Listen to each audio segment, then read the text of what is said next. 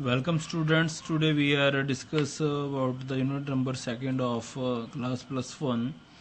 Today's topic that is Olympic symbols, जिसमें शामिल हैं ओलंपिक फ्लैग, जिसके बारे में हमने पढ़ा कि जो ओलंपिक फ्लैग है वो 5 रिंग्स जो है एक वाइट फ्लैग के ऊपर 5 तरह की रिंग्स अलग अलग कलर की लगाई गई, जो रिप्रेजेंट कर रही थी 5 different continents from the world, America, Europe, Australia, Asia और अफ्रीका को। उसके बाद था हमारे पास ओलंपिक फ्लेम, जो कि एक परंपरा की तरह, एंशियंट ओलंपिक की परंपरा की तरह जो ओलंपिक फ्लेम लगाई जाती है, जलाई जाती है स्टार्टिंग से, before the starting of competition of Olympic games, जो ओलंपिक फ्लेम को जलाया जाता है एक परंपरा की तरह। उसके बाद है हमारे पास third point, that is Olympic mascot. Olympic mascot is a character, usually an animal or human figure. That first major mascot in the Olympic Games was Misha in the 1918 Summer Olympic is in Moscow. Misha was used extensive during the opening and closing ceremony. The mascot of the recent Summer Olympics in Beijing were Fuwa, 5 creatures that represents the 5 feng shui. तो Olympic मॉस्कॉट क्या है? Olympic मॉस्कॉट एक character होता है जो कि एक animal भी हो सकता है और एक इंसान की फिगर में भी हो सकता है। तो जिससे स्टार्टिंग में जो फर्स्ट टाइम इसे यूज़ किया गया था उसका नाम था मीशा।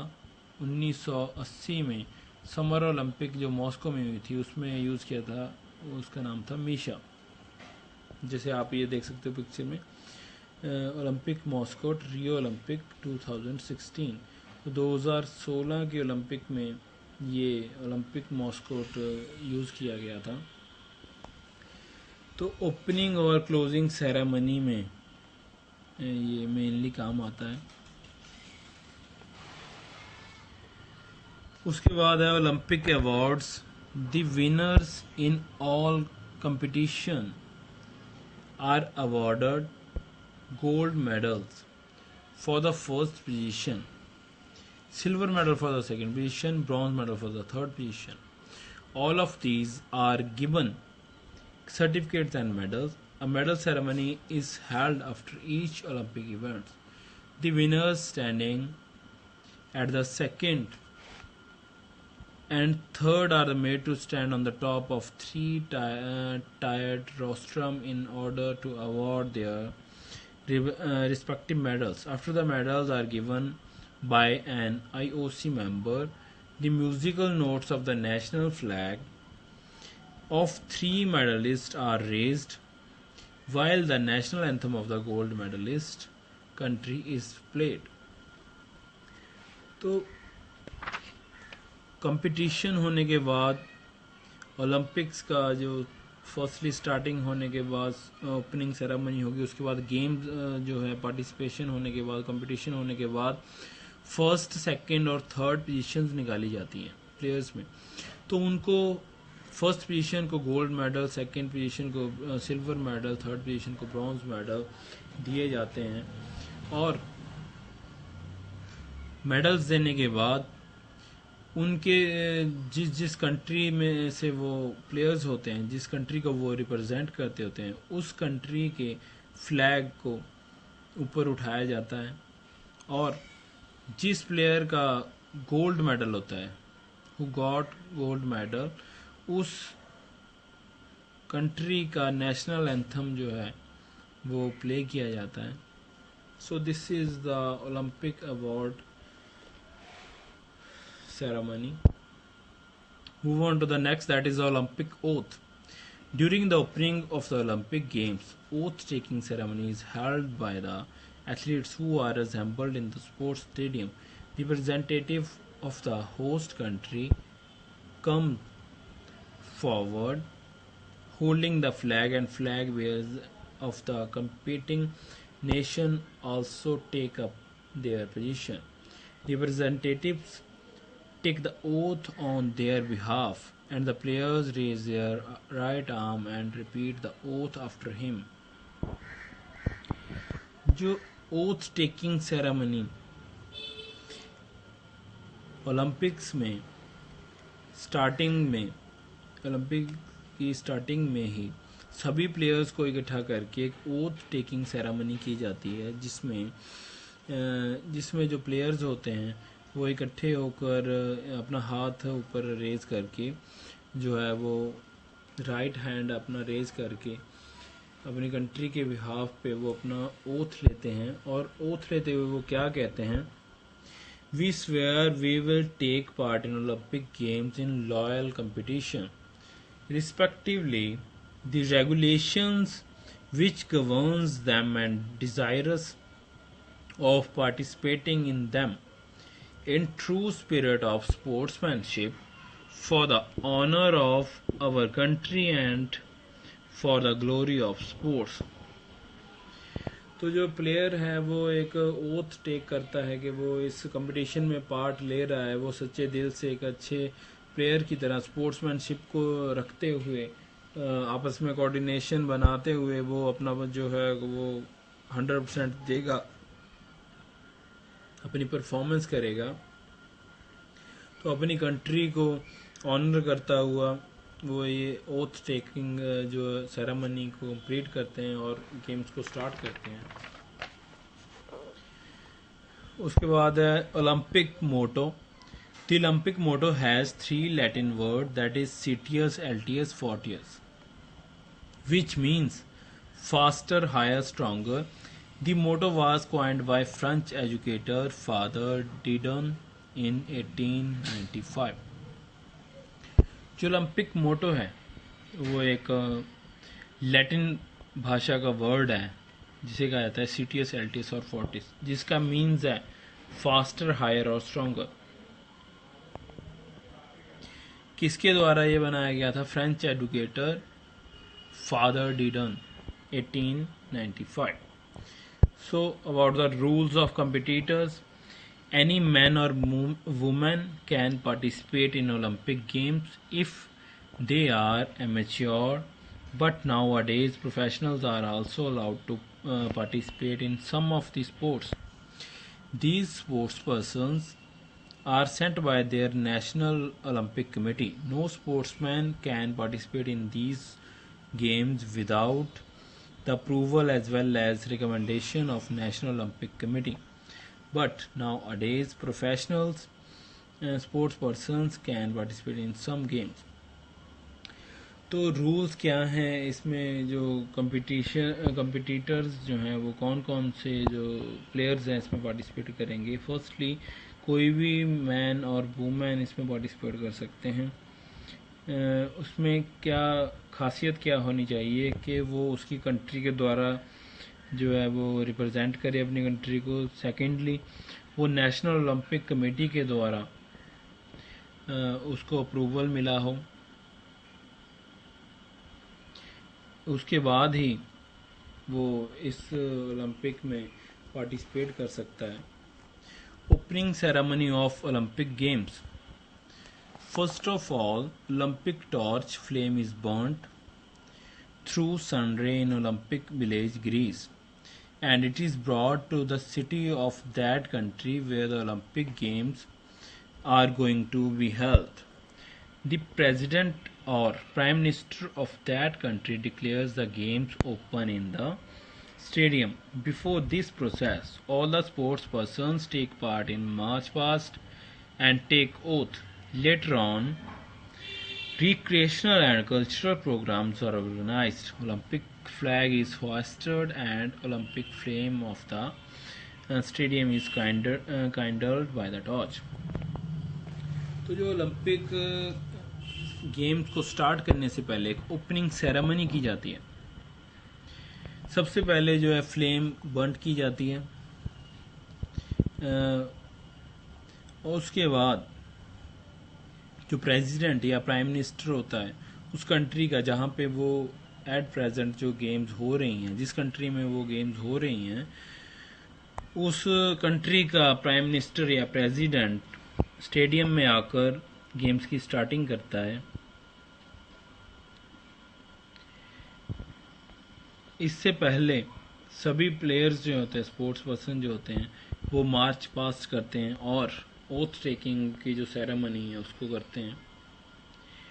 उसके बाद जो कल्चरल प्रोग्राम्स होते हैं, क्योंकि इसमें बहुत सारी कंट्रीज़ जो हैं वो पार्टिसिपेट करती हैं, तो वो सभी कंट्रीज़ जो है वो अपने अपने कल्चरल प्रोग्राम्स करती हैं।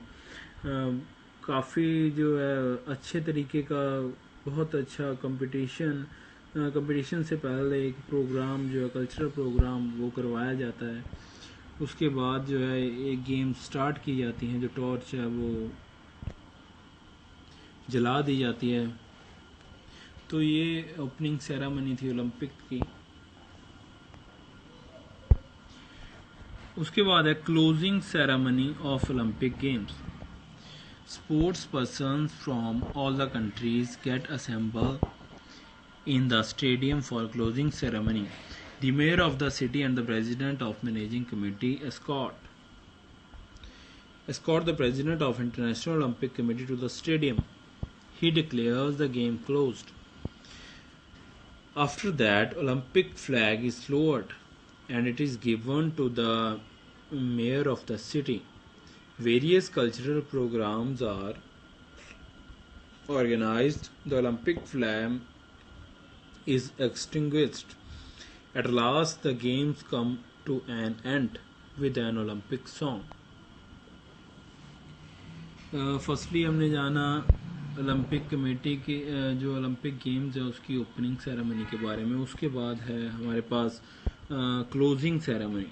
तो पार्टिसिपेट कंपटीशन होने के बाद, मेडल सेरेमनी होने के बाद, लास्ट में जो हमारे पास सेरेमनी है that is called closing ceremony. तो इसके लिए क्या किया जाता है, जो मेयर या प्रेसिडेंट होता है उस कंट्री का जहाँ पे वो गेम्स हो रही हैं, तो वो ओलंपिक कमेटी का जो हेड है, प्रेसिडेंट है इंटरनेशनल ओलंपिक कमेटी का, उसको स्कॉट करके लेके आते हैं स्टेडियम में। वो जो आके वो डिक्लेयर करते हैं कि जो गेम्स हैं वो क्लोज्ड हो गई हैं। उसके बाद ओलंपिक फ्लैग जो है उससे डाउन कर लिया जाता है, लोड कर लिया जाता है and given to the mayor of the city. जिस सिटी में वो गेम्स हो रही हैं उस सिटी के मेयर को वो फ्लैग दिया जाता है। उसके बाद बहुत सारे ऐसे कल्चरल प्रोग्राम्स किए जाते हैं और लास्ट में जो ओलंपिक फ्लेम होता है उसे बुझा दिया जाता है एंड ओलंपिक गेम्स जो है वो ख़त्म हो जाती हैं विद द ओलंपिक सॉन्ग। हमारे पास एक चार्ट दिया गया है जिसमें कि years and the venue of Olympic games held till now. Starting से लेकर अब तक कौन से ईयर में गेम्स करवाई गई ओलंपिक गेम्स और उनका वेन्यू क्या था, ये हमारे पास दिया गया है, जिसमें स्टार्टिंग से लेकर अब तक एट प्रेजेंट तक जो टोटल हमारे पास हिस्ट्री है कि जैसे 1896 में एथेंस में ओलंपिक गेम्स हुई, 1919 में पेरिस में, 1904 में सेंट लुइस में हुई, 1906 में हुई एथेंस में हुई, 8 में लंदन में हुई। तो इसी तरह से 4-4 साल के डिफरेंस के बाद जो अब तक ओलंपिक गेम्स करवाई गई हैं, जो हमें एक चार्ट में दी गई है, जिसे हमें आसानी से हम पढ़ सकते हैं, आसानी से समझ सकते हैं कि गेम्स कहाँ से स्टार्ट हुई 1896 में से और 2020 तक हमें ये जो है चार्ट में प्रोवाइड किया गया है। हम चेक कर सकते हैं, पढ़ सकते हैं कि कहाँ कहाँ पे जो गेम्स ये ओलंपिक करवाई गई थी।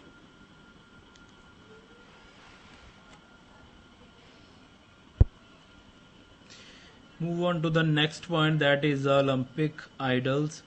The main idol of the Olympic Games were to develop physical strength, beauty, discipline, values, and virtues by harmonious coexistence. The ancient Greeks were idealists to enhance the philosophy of idealism. They laid emphasis on art, culture, and athletics. The Olympic Games draw attention of world toward the importance of physical training. These games develop health and produce better citizens. The development of loyalty, brotherhood, and team spirit take place through participation in games. Athletics competitions was neither by exhibition nor case of enrichment for the Greeks. In these competitions, the winners were honored with offering a wreath from sacred with olive trees. They look into these competitions as opportunity for spiritual elevation, attainment of body balance, and appreciation of beauty. Olympic idols के बारे में हम जानेंगे इस point में।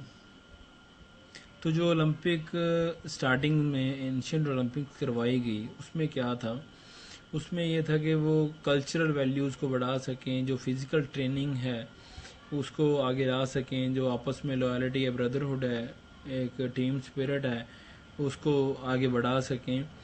तो जो starting में जो एंशियंट गेम्स थी उसमें कोई ये नहीं था कि बहुत सारे मेडल्स या बहुत सारा कोई पैसा उनको दिया जाता था। तो स्टार्टिंग में विनर्स को सिर्फ offering with a breath of sacred olive trees, उनको एक ताज की तरह जो कि बना होता था ऑलिव ट्री के फलों के द्वारा, वो पहनाया जाता था।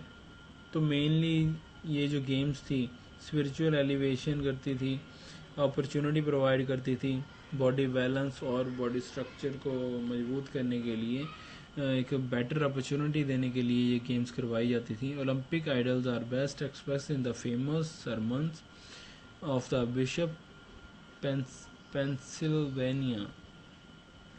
The most important thing is the Olympic Games is not to win but to take part. Just as the most important thing is in life not to triumph but the struggle.